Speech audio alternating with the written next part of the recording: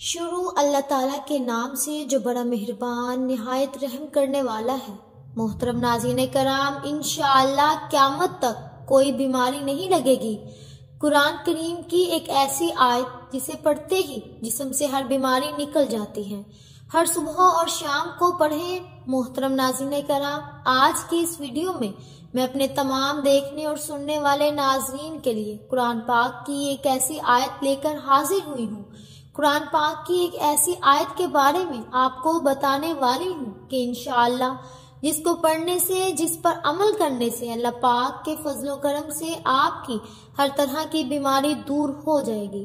آپ کی ہر طرح کی اندرونی بیرونی جسم میں جس طرح کی بھی بیماری ہوگی، اللہ پاک آپ کو ہر طرح کی بیماریوں سے شفا عطا فرما دے گا۔ ناظرین، جیسا کہ آپ سب کے علم میں ہے کہ آج کے دور میں بیمار ہو جانا کوئی بڑی بات نہیں۔ ایسے لوگ بھی دیکھنے کو ملتے ہیں جن کو بیماری نہیں لگی ہوتی، صحت مند اور تندرست ہوتے ہیں، لیکن اچانک بیماری انہیں گھیر لیتی ہے اور پھر اچانک ان کی وفات ہو جاتی ہے اور وہ اللہ کو پیارے ہو جاتے ہیں۔ اور کچھ لوگ ایسے بھی دیکھنے کو ملتے ہیں جن کو مہینوں تک، سالوں تک بیماریوں نے گھیر رکھا ہوتا ہے۔ یعنی کہ آج کے اس دور میں ہمیں بہت سے لوگ ایسے دیکھنے کو ملتے ہیں جو طرح طرح کی بیماریوں میں مبتلا ہوتے ہیں۔ میں دعا کرتی ہوں کہ اللہ پاک ہم سب کو صحت مند اور تندرستی والی زندگی عطا فرمائے اور ہماری بیماریوں کو دور فرما دے۔ آمین ثم آمین۔ ہم سب کو شفا عطا فرمائے اور جتنے بھی لوگ ہسپتالوں میں داخل ہیں اور بیماریوں کی وجہ سے پریشان ہیں، اللہ پاک ان سب کی بیماریوں کو دور فرما کر ان پر ہر طرح کی متاجی سے محفوظ رکھے۔ آمین۔ آپ لوگ بھی کمنٹ باکس میں ایک بار آمین لکھیے۔ کیا پتا کسی کی دعا کس کو لگ جائے اور کس کا بیڑا پار ہو جائے۔ محترم ناظرین کرام، آج کی اس ویڈیو میں آپ لوگوں کو قرآن پاک کی جس آیت کے بارے میں بتانے والی ہوں، وہ آیت بہت ہی پیاری ہے، بہت ہی خاص آیت ہے۔ اس کے بارے میں بہت ہی کم لوگ جانتے ہیں۔ اگر آپ لوگ اللہ تعالیٰ کی ذات پر پورا یقین اور بھروسہ رکھتے ہوئے قرآن کریم کی اس آیت پر عمل کر لیتے ہیں تو انشاءاللہ آپ کے جسم سے ہر طرح کی بیماریاں ختم ہو جائیں گی، ہر طرح کی بیماری مر جائے گی۔ ناظرین، یاد رکھیں، اگر آپ کے گھر میں کوئی بھی بیمار ہے تو آپ اس کو ڈاکٹر کے پاس لے جانے سے پہلے آج کا یہ عمل ایک مرتبہ ضرور کر کے دیکھیے۔ اس کے بعد آپ چاہیں جہاں مرضی اپنے مریض کو لے کر جا سکتے ہیں، لیکن جو آج کا عمل بتانے والی ہوں یہ آپ نے ہر حال میں کر لینا ہے، کیونکہ ناظرین یہ تو ہمارا ایمان ہے کہ قرآن پاک شفا ہی شفا ہے، قرآن پاک میں ہر مرض سے شفا ہے۔ لیکن جس آیت کے بارے میں ذکر کرنے والی ہوں، اس آیت میں ناظرین اتنی طاقت ہے کہ اللہ کے فضل و کرم سے ہر بیمار شخص صحت مند اور تندرست ہو جاتا ہے اور بیماریوں سے پاک صاف ہو جاتا ہے۔ ناظرین، تقریباً ہر انسان کو اپنی زندگی میں چھوٹی بڑی بیماریوں کا سامنا کرنا پڑتا ہے۔ بہت سے لوگ زندگی کے مختلف ادوار میں موذی امراض کا سامنا بھی کرتے ہیں، جن میں سے بعض اللہ تبارک و تعالیٰ کے حکم سے شفا یاب ہو جاتے ہیں اور بہت سے لوگ ان امراض کے نتیجے میں موت کی وادی میں بھی جا اترتے ہیں۔ بیماری کوئی بھی ہو، ہر انسان کے لیے مشکل ہوتی ہے، جس سے نہ صرف انسان خود تنگ ہوتا ہے بلکہ اس کے گھر والے اور اس کے رشتہ دار بھی اس تنگی اور مشکل کا سامنا کرتے ہیں۔ کسی نے کیا خوب کہا ہے کہ جان ہے تو جہان ہے۔ اس دور کے اندر جو بیماریاں عروج پکڑ رہی ہیں، ان بیماریوں کا علاج اس روحانی عمل سے بتائیں گے۔ آج کل سرکاری ہسپتالوں کے اندر خواتین آپ کو لاکھوں کی تعداد میں ملیں گی جن کو ڈاکٹر جان بوجھ کر آپریشن کا مشورہ دیتے ہیں۔ ڈلیوری آسان بھی ہو تو اس کو آپریشن کی زد میں لایا جاتا ہے۔ ویسے تو قرآن پاک پورا کا پورا شفا یاب ہے۔ حضرت عبداللہ بن مسعود رضی اللہ تعالیٰ عنہ سے روایت ہے کہ میں جناب رسول صلی اللہ علیہ وسلم کی خدمت میں حاضر ہوا۔ آپ صلی اللہ علیہ وسلم کو شدید بخار تھا۔ میں نے عرض کیا، یا رسول اللہ صلی اللہ علیہ وسلم، آپ کو اتنا تیز بخار ہے؟ تو آپ صلی اللہ علیہ وسلم نے فرمایا کہ ہاں، مجھے اتنا ہی بخار ہوتا ہے جتنا تم میں سے 2 آدمیوں کو ہوتا ہے۔ میں نے عرض کیا، یا رسول اللہ، آپ کو ثواب بھی دگنا ہے؟ تو فرمایا ہاں یہی بات ہے، مسلمان کو جو بھی تکلیف پہنچتی ہے، کانٹا ہو یا اس سے زیادہ تکلیف دینے والی کوئی چیز ہو، تو جیسے درخت اپنے پتوں کو گراتا ہے، اسی طرح اللہ پاک اس تکلیف کو اس کے گناہوں کا کفارہ بنا دیتا ہے۔ ناظرین، اس طرح ابو اشد سبحانی کہتے ہیں کہ میں مسجد دمشق میں تھا اور اول وقت میں گیا، مجھے شداد بن بنوس رضی اللہ تعالیٰ عنہ ملے، ان کے ساتھ صحابی بھی تھے۔ میں نے ان سے پوچھا کہ اللہ تم پر رحم کرے، کہاں کا ارادہ ہے؟ انہوں نے کہا کہ ہم اپنے ایک بھائی کی عیادت کرنے جا رہے ہیں۔ یہ سن کر میں بھی ان کے ساتھ چل دیا۔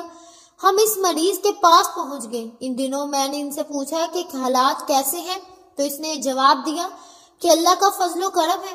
سیدنا شداد رضی اللہ تعالیٰ عنہ نے فرمایا کہ جناب رسول صلی اللہ علیہ وسلم فرماتے ہیں کہ اللہ کا فرمان ہے، جب میں اپنے مومن بندے کو آزماتا ہوں اور وہ میری تعریف کرتے ہوئے میری آزمائش پر صبر کرتا ہے تو شفا یاب ہو کر اپنے بستر سے اسی دن گناہوں سے پاک ہو کر اٹھتا ہے جس دن اس کی ماں نے اسے جنا تھا۔ اللہ تعالیٰ اعمال لکھنے والے فرشتوں سے فرماتے ہیں کہ میں نے اپنے اس بندے کو پابند کر لیا ہے اور اسے آزما رہا ہوں، تو اس کی تندرستی کی حالت میں اس کے اعمال پر جو تو لکھتا ہے اسے برقرار رکھو۔ میرے بھائیوں اور بہنوں، ان احادیث سے معلوم ہوتا ہے کہ بیماری سے انسان کے گناہ معاف ہو جاتے ہیں اور اس کے ذریعے انسان کو اللہ تعالیٰ بڑا ہی اجر عطا فرماتا ہے، بشرط کہ وہ اس پر صبر کرے، ناشکری نہ کرے۔ مزید یہ کہ اس کے احسانات میں سے ناظرین ایک احسان یہ بھی ہے کہ بیمار آدمی کی بیماری کی حالت میں ان اعمال کو جن کی وہ تندرستی کی حالت میں کیا کرتا تھا اجر بغیر کیے ہی ملتا رہتا ہے۔ کسی بھی قسم کی بیماری ہو، اس کا علاج کرانا سنت ہے اور علاج سے کبھی بھی غریز نہیں کرنا چاہیے۔ بحیثیت مسلمان ہمارا ایمان ہے کہ بیماریاں اللہ تعالیٰ کی جانب سے ہیں اور امتحان اور آزمائش ہیں جن کا علاج ادویات سے کرنا چاہیے، تو سنت کے مطابق ناظرین ان کا روحانی علاج کرنا بھی جائز اور مستحب عمل ہے۔ اللہ تعالیٰ کا وعدہ ہے کہ بیماریوں سے شفا بھی اسی کی جانب سے ملتی ہے، اس لیے بندے کو اپنے رب سے ایسے طریقے سے دعا کرنی چاہیے کہ دعا میں تاثیر پیدا ہو جائے۔ تحاشا ادویات کھاتے رہنے سے جب کوئی مرض دور نہ ہو تو دیکھا گیا ہے کہ ساتھ روحانی عمل کرنے سے مرض سے جلد افاقہ ہو جاتا ہے اور مرض جڑوں سے غائب بھی ہو جاتا ہے۔ بس بندے کو دعا کا سلیقہ آنا چاہیے، اس کے اندر عاجزی اور اخلاص ہونا چاہیے۔ ناظرین، جو لوگ اس آیت کو روزانہ پڑھیں اور ایک تسبیح مکمل کرنے کے بعد اس کو پانی پر پھونک مار کر پی لیا کریں تو جہاں ان کو جسمانی امراض سے نجات ملے گی، وہی باطنی طور پر بھی انہیں سکون ملے گا۔ یہ مرض بے شک دنیاوی الجھنوں پر مشتمل ہو، ان سے نجات کے لیے بندے کو اللہ تعالیٰ پر بھروسہ کرنا چاہیے اور اپنی عبادات اور اذکار میں ثابت قدم رہنا چاہیے۔ اس آیت کو بطور تسبیح کرنے والے خود کو کبھی اکیلا نہیں سمجھتے، ایک طاقت ان کے ساتھ ہر وقت رہتی ہے۔ یہ مایوسی اور ڈپریشن کا بھی مجرب عمل ہے۔ جن لوگوں میں منفی خیالات پیدا ہونے لگ جائیں، ان کے لیے بڑا ہی سود مند عمل ہے۔ ارشاد ربانی ہے کہ جو شخص کسی ایک کی جان بچا لے تو اس نے گویا تمام انسانوں کو زندہ کر دیا۔ ناظرین، قرآن مجید کا ایک وصف یہ بھی ہے کہ اے لوگو، تمہارے پاس تمہارے رب کی طرف سے ایک ایسی چیز آئی ہے جو نصیحت ہے اور دلوں میں روگ ہے، اس کے لیے شفا ہے۔ محترم ناظرین کرام، حضرت ابراہیم علیہ السلام نے بیماری سے شفا کو رب العزت کی نعمت قرار دیا۔ اس حوالے سے ارشاد فرمایا کہ جب میں بیمار ہوتا ہوں تو وہی مجھے شفا دیتا ہے۔ حضرت عیسیٰ علیہ السلام کے معجزات میں ایک معجزہ امراض سے شفا بھی تھا۔ رسول پاک صلی اللہ علیہ وسلم نے امراض تکالیف کے حوالے سے علاج اور اسباب کو اختیار کرنے پر زور دیا تاکہ مسلمان جسمانی، قلبی اور روحانی طور پر صحت مند ہوں۔ حضرت جابر رضی اللہ تعالیٰ عنہ رسول پاک صلی اللہ علیہ وسلم سے روایت کرتے ہیں کہ ہر مرض کی دعا موجود ہے۔ جب مرض کا علاج ہو جائے تو اللہ تعالیٰ کے اذن سے وہ مرض ٹھیک ہو جاتا ہے۔ ناظرین، اس حدیث میں دو باتوں کی طرف اشارہ کیا گیا ہے کہ امراض کے لیے دعا موجود ہو، اسے استعمال کرو، مگر یقین یہی رکھو کہ شفا تو اللہ تعالیٰ کے ہاتھ میں ہے۔ اللہ تعالیٰ نے بڑھاپے کے سوا ہر بیماری کی دعا پیدا کی ہے۔ علی مرتضیٰ رضی اللہ تعالیٰ عنہ سے مروی ہے کہ اصل علم دو ہی ہے، علم فقہ تاکہ زندگی گزارنے کا آسان طریقہ معلوم ہو، اور علم طب تاکہ انسانی جسم بیماریوں سے محفوظ اور صحت مند رہے۔ اس بارے میں کسی شک کی گنجائش نہیں کہ امراض سے واقفیت اور ان کے علاج میں مہارت حاصل کرنا مسلمانوں کے تمام معاشرے کے لیے ضروری ہے۔ البتہ ناظرین، علماء نے اس فرض کفارہ قرار دیا ہے کہ اگر بقدر ضرورت چند افراد اس فن میں ماہر موجود ہوں تو بقیہ معاشرے پر سے یہ فرض ساقط ہو جاتا ہے۔ علاج معاجلہ تو بڑا ضروری بات ہے۔ اسلام میں فقط مریض سے ملاقات کرنے کا بھی بڑا اجر ہے۔ فرمان رسول صلی اللہ علیہ وسلم ہے کہ صبح کے وقت ایک مسلمان سے صرف ملاقات اور عیادت کرنا شام تک کے لیے 1000 فرشتوں کی دعا کا مستحق بنا دیتا ہے، اور اس طرح شام کے وقت کسی کو جا کر ملنا صبح تک کے لیے یہی انعام دلواتا ہے۔ اور پھر بس اس پر نہیں بلکہ جنت میں مزید انعام کا وعدہ بھی ساتھ ہے۔ ناظرین، آپ صلی اللہ علیہ وسلم کا ایک اور فرمان ہے کہ اللہ تعالیٰ قیامت کے دن فرمائے گا کہ اے ابن آدم، میں مریض تھا، تو نے میری تیمارداری کیوں نہ کی؟ تو بندہ عرض کرے گا کہ اے اللہ، میں آپ کی عیادت کیسے کرتا، حالانکہ آپ تو رب العالمین ہیں، یعنی کہ آپ بیمار ہونے سے پاک ہیں۔ تو اللہ تعالیٰ کی طرف سے جواب آئے گا کہ میرا فلاں بندہ مریض تھا، تو نے اس کی تیمارداری نہیں کی، کیا تجھے پتہ نہیں کہ اگر تو اس کی تیمارداری کرتا تو مجھے اس کے پاس پاتا؟ سبحان اللہ۔ ناظرین، آپ صلی اللہ علیہ وسلم فرماتے ہیں کہ جب کوئی شخص کسی مریض کی تیمارداری کے لیے جاتا ہے تو اللہ تعالیٰ 70,000 فرشتے مقرر فرما دیتے ہیں جو اس کے لیے دعائیں مغفرت کرتے رہتے ہیں۔ جب قدم زمین سے اٹھاتا ہے تو اس کے لیے نیکی لکھی جاتی ہے، اور جب قدم زمین پر رکھتا ہے تو اس کا گناہ مٹا دیا جاتا ہے اور اس کا درجہ بلند کر دیا جاتا ہے، یہاں تک کہ وہ اس مریض کے پاس تیمارداری کے لیے جا بیٹھتا ہے تو اللہ تعالیٰ کی رحمت اسے ڈھانپ لیتی ہے، اور اس وقت تک اللہ کی رحمت میں ڈھکا رہتا ہے جب تک مریض کی تیمارداری کر کے واپس نہیں آ جاتا۔ ناظرین، یہاں یہ بات بھی مد نظر رکھیے گا کہ شریعت انسانیت سے مکمل ہمدردی کا نام ہے، اس لیے شریعت نے اس بارے میں مکمل رہنمائی کی ہے، اور ڈاکٹر کی ضرورت، معیار، ذمہ داریوں اور اس کی معاشرتی حیثیت کو اہمیت سے بیان کیا ہے۔ اللہ تعالیٰ نے اس کائنات میں زہر کے ساتھ ساتھ اس کا تریاق بھی پیدا فرمایا ہے، اور بیماریوں کے ساتھ ساتھ اس کا علاج بھی۔ رسول پاک صلی اللہ علیہ وسلم نے فرمایا کہ اللہ تعالیٰ نے بڑھاپے کے سوا ہر بیماری کی دعا پیدا کی ہے۔ اب یہ انسان کا کام ہے کہ وہ اللہ کی دی ہوئی عقل اور تجربے کی قوت کو استعمال کرتے ہوئے دعاؤں کو دریافت کرے۔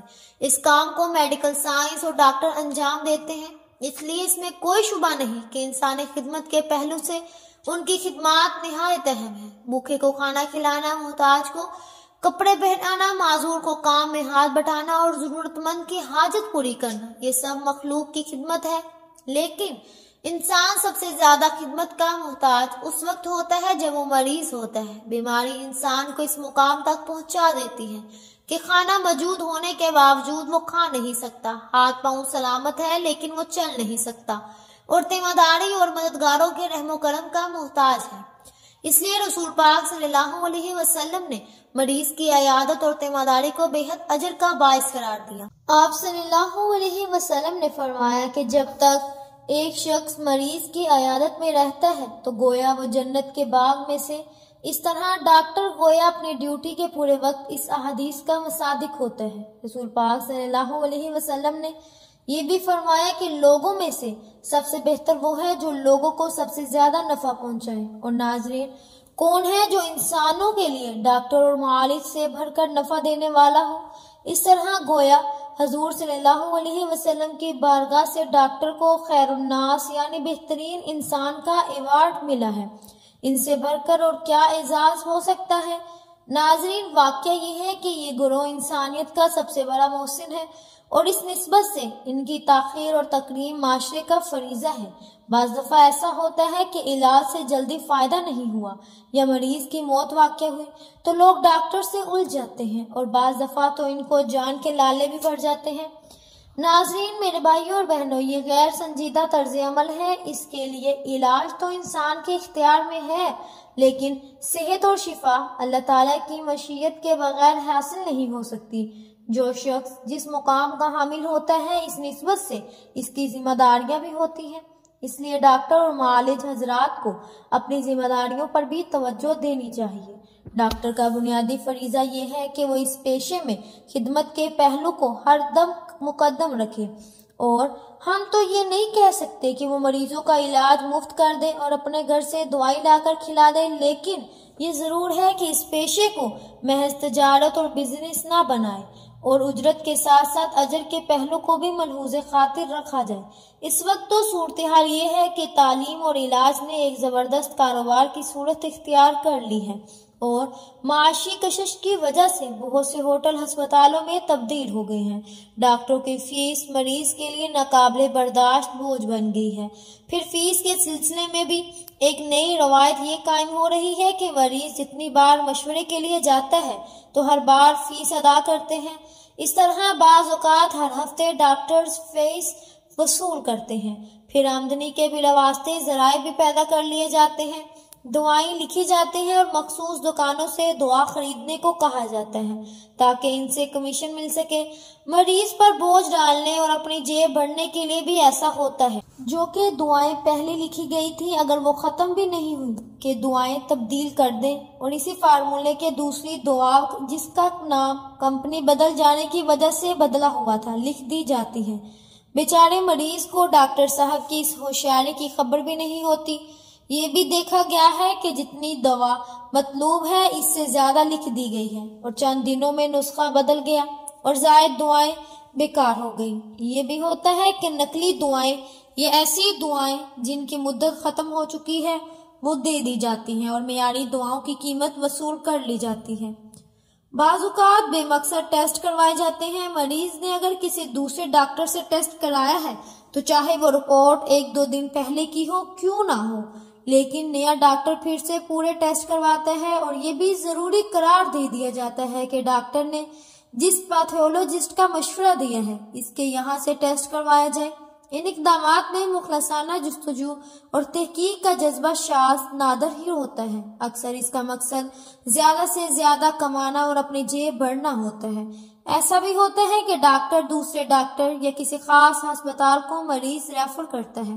یہ تمام صورتیں اگر مریض کی بھلائی کے جذبے سے ہو تب تو ان کی افادیت سے انکار نہیں کیا جا سکتا، لیکن افسوس کہ ان سب کا مقصد محض کمیشن کھانا ہوتا ہے۔ دواؤں پر کمیشن، ٹیسٹ پر کمیشن، مریض کے بھیجنے پر کمیشن، اور جہاں جہاں ممکن ہو وہاں سے کمیشن کا حصول۔ ان کمیشنوں اور ان کی بڑھتی ہوئی شرحوں نے مریض کی کمر توڑ دی ہے اور غریب لوگوں کے لیے ہسپتال جانے کا تصور بھی ایک بوجھ بنتا جا رہا ہے۔ یہ کمیشن کھانا فقہی اعتبار سے رشوت لینا ہے اور قطعاً حرام ہے، اور اس میں واسطہ بننا بھی حرام ہے۔ یاد رکھیے کہ اسلام میں جہاں حقوق اللہ کی اہمیت دی ہے وہیں حقوق العباد کو بنیادی اہمیت حاصل ہے۔ حقوق العباد میں خدمت خلق بنیادی اہمیت کا حامل، اور خدمت خلق کے شعبے میں بیمار اور مریض افراد کا علاج معالجہ اور ان کی خدمت ایک عظیم نیکی ہے۔ اگر ڈاکٹر حضرات اپنے پیشے میں اخلاص اور اصرار کا مظاہرہ کرتے ہوئے اپنی ذمہ داریاں پوری کریں تو بلا شبہ یہ انسانیت کی خدمت اور ایک عظیم نیکی ہوگی۔ ناظرین، اس وقت آپ کو اسکرین پر ایک قرآن پاک کی آیت دکھا رہی ہیں جو سورہ انعام کی آیت ہے اور سورہ انعام کی آیت نمبر 17 ہے، اور ناظرین اس کا ترجمہ ہے کہ اگر اللہ تجھے کوئی تکلیف پہنچائے تو اس کے سوا کوئی اور دور کرنے والا نہیں، اور اگر تجھے کوئی بھلائی پہنچائے تو وہ ہر چیز پر قادر ہے۔ ناظرین، آپ نے 33 مرتبہ صبح کے وقت اور 33 مرتبہ شام کے وقت اس دعا کو پڑھ کر مریض کے اوپر دم کر دینا ہے۔ انشاءاللہ اللہ پاک کے فضل و کرم سے جیسے جیسے آپ یہ عمل کرنا شروع کریں گے مریض کی بیماری کم ہونا شروع ہو جائے گی، اس کی تکلیف کم ہونا شروع ہو جائے گی اور اس کے جسم سے آہستہ آہستہ بیماری جڑ سے ختم ہو جائے گی۔ ناظرین، اس عمل کو آپ نے لازمی کرنا ہے اور آپ صبح و شام یہ عمل ضرور کیجیے گا۔ کوشش کریں کہ اس دعا کو مریض کے سامنے کریں، یا تو مریض خود بھی وظیفہ کر سکتا ہے۔ محترم ناظرین کرام، انشاءاللہ اللہ پاک جلد شفا دے۔ ناظرین، ہم سب جانتے ہیں کہ اللہ تعالیٰ کی بہت بڑی نعمت ہے صحت یابی، لیکن ہر انسان کبھی نہ کبھی کسی نہ کسی مرض یا بیماری میں ضرور مبتلا ہوتا ہے، تو ہمیں اللہ تعالیٰ سے دعا کرنی چاہیے کہ اللہ پاک ہم سب کی بیماریوں کو دور فرمائے اور ہم پر اپنا خاص فضل و کرم عطا فرمائے۔ امید کرتی ہوں کہ آج کی ویڈیو آپ کو بہت زیادہ فائدہ مند پہنچائے گی، آپ کی ہر طرح کی بیماریوں کو دور کر دے گی اور اللہ پاک آپ کو شفا عطا فرما دے گا۔ اپنی دعاؤں میں ہمیں یاد رکھیے اور جاتے جاتے کمنٹ باکس میں اللہ تعالیٰ کے 2 صفاتی نام یا رحمان و یا رحیم ضرور مینشن کر دیجئے، کیونکہ جب اللہ کو ان 2 صفاتی ناموں سے پکارا جاتا ہے تو اللہ تعالیٰ کی رحمت جلال میں آ جاتے ہیں، اور پھر انسان اللہ سے جو کچھ مانگتا ہے اللہ تعالیٰ اسے ضرور عطا فرماتا ہے۔ اللہ پاک آپ کی بھی ساری جائز حاجات اور خواہشات پوری کریں، آمین یا رب العالمین۔ اگر آپ کو ہماری آج کی ویڈیو پسند آئی تو ہمارے چینل پاکیزہ وظائف کو سبسکرائب کریں، لائک کریں اور شیئر کریں۔ ملتے ہیں اگلی ویڈیو میں، تب تک کے لیے اللہ حافظ۔